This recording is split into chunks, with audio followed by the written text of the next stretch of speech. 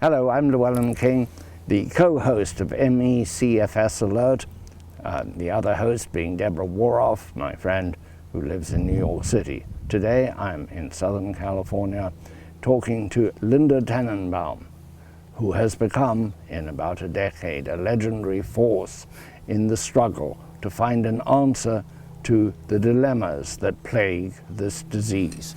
Linda, welcome to the broadcast. Thank you so much. You have become a big name in the community, primarily for raising money for research.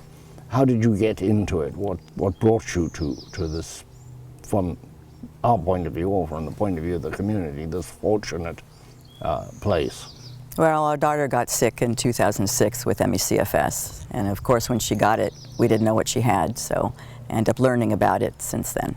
So it's been about 10 years now. Did you have a long time sending her from doctor to doctor? For too long, yes. And 20 different doctors later plus, and about 5-6 months of thinking she was dying of a brain tumor or something that wasn't detected. And you yourself are a scientist, or have a scientific from background. Laboratory, from the laboratory diagnostic world. I had a clinical laboratory. Was this doubly frustrating as a consequence of your insight into how laboratories work? Extremely. We did every test that we could possibly do from our clinical laboratory, and as you know, most of the tests were normal, and here she was very sick, so I couldn't figure out what she had myself. It was very difficult.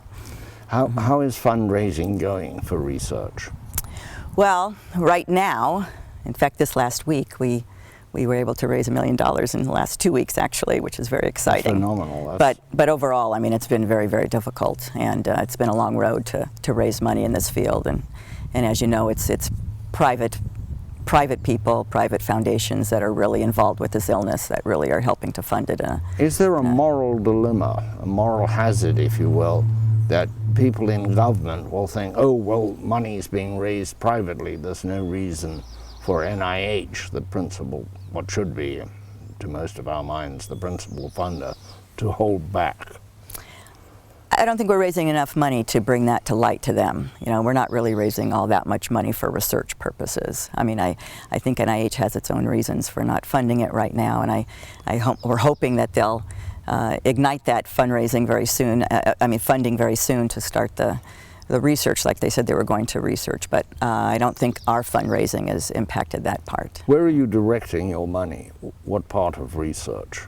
We're really looking for a diagnostic biomarker footprint, a way to really identify and validate this illness so that we can use it to measure effective treatments, to be able to identify patients in subsets and be able to identify. So we're really in discovery right now, but really trying to find a biological footprint to Are there diagnose. any particular doctors, institutes, centers that you're funding? Well, we have our own scientific advisory board that is incredible and really defining where we should do research and focus on right now, and it's led by Ron Davis, Dr. Ron Davis, the director of the Genome Technology Center at Stanford. Who has a very sick son. He has a very sick son, and he is really known as the father of genetics and the right person to lead the charge to really try to find out about this illness and try to find a cure for this illness.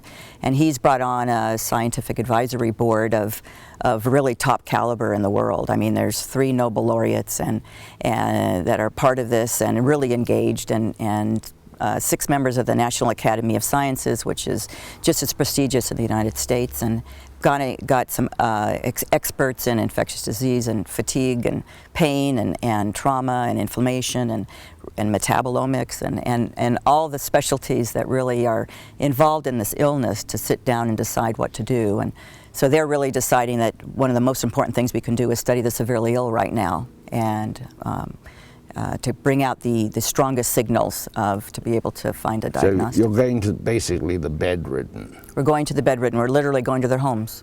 And you're taking bodily fluids? Yes. Non-invasive or invasive? Totally non-invasive. So you're taking those and you're looking at the sickest to see what kind of marker might be hidden there. Exactly. Exactly. Are there any evident results so far? No, we really are. We've drawn all the patients right now, and now we're drawing some of the controls, and the testing is just starting, and we are looking at some things that show that we need to look more at the metabolomics. So we're doing another study at the same time with metabolomics, but we don't have results for the to review benefit yet. of viewers who don't have your background in science, what are metabolomics? Sorry.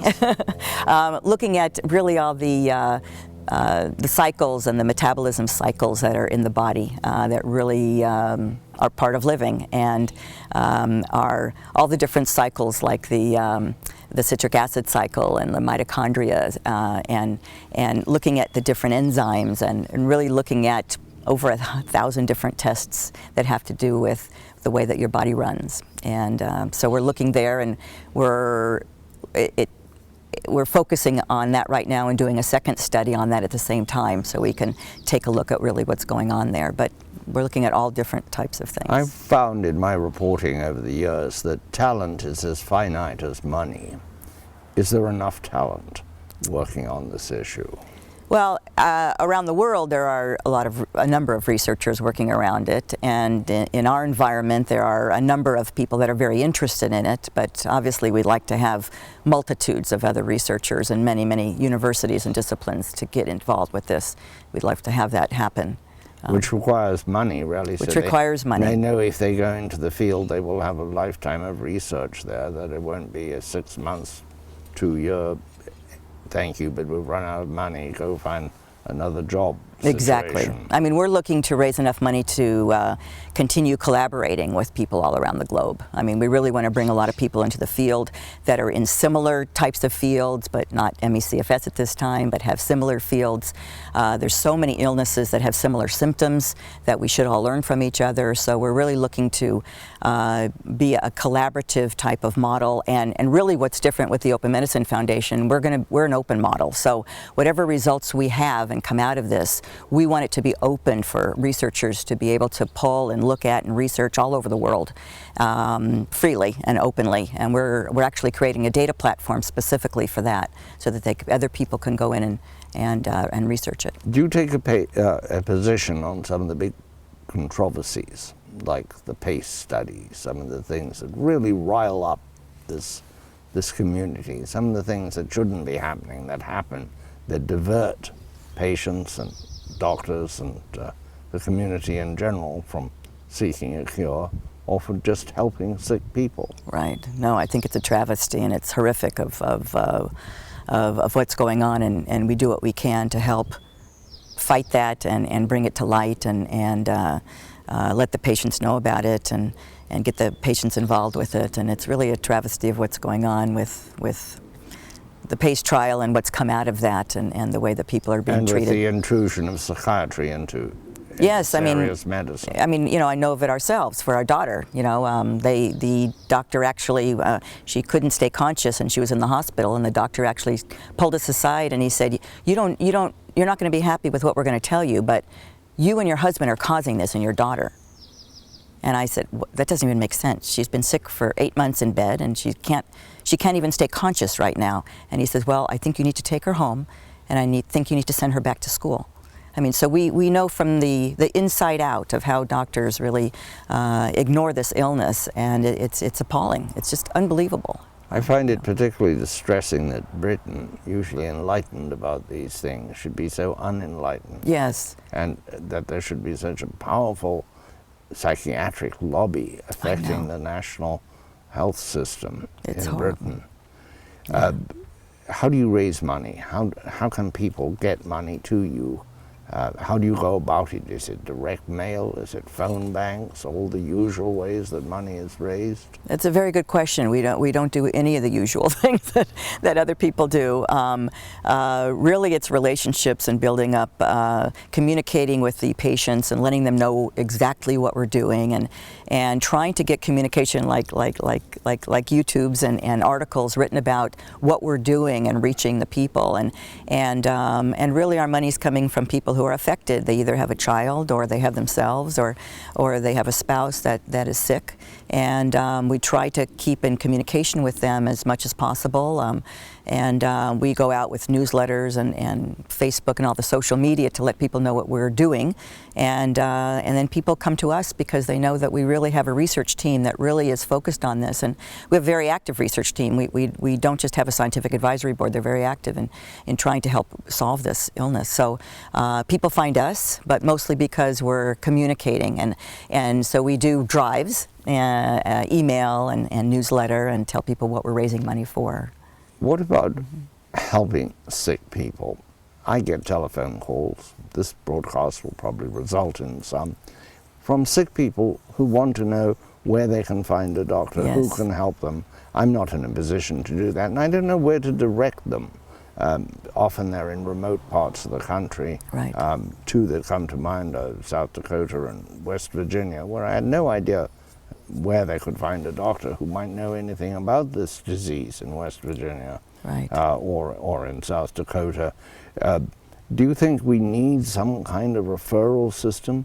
What might be called in a religious context pastoral counseling? Absolutely. I mean, there's a number of us that work together and collaborate and kind of like decide what really needs to be done to set up to help patients. And number one is patient resources to find doctors. Some of these CIVIDs, the State CIVIDs Association, CFIDS, are very effective, but other states have nothing. Right. And people are, I don't know what they do. I have no idea. No, A doctor a doctor I know personally, came to me because he had got a patient who he thought had ME, and he asked me what I thought he should do. Oh, interesting. And I said, I'm not a doctor. You can't ask me. Right. But I'll send you everything I've written about it, and you better find somebody who does know.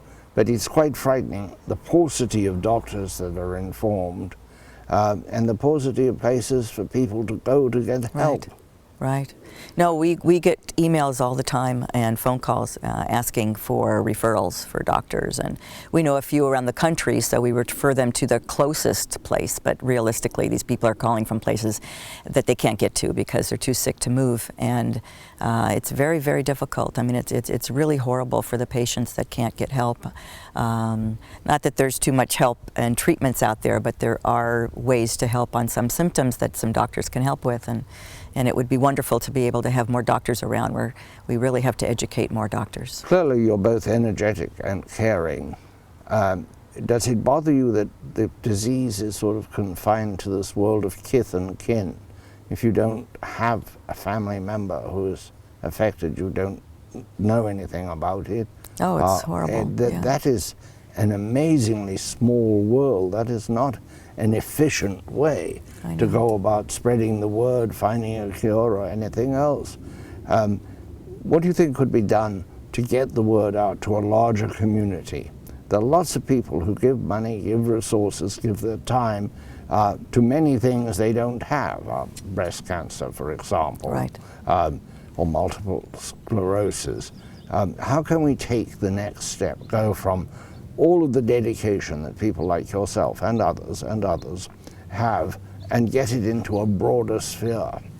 You know, we talk about that all the time, trying to do that, and realistically, what I always say we need a mainstream movie that the main character has this illness, and so people become aware of it and say, oh my gosh, I never heard of that before.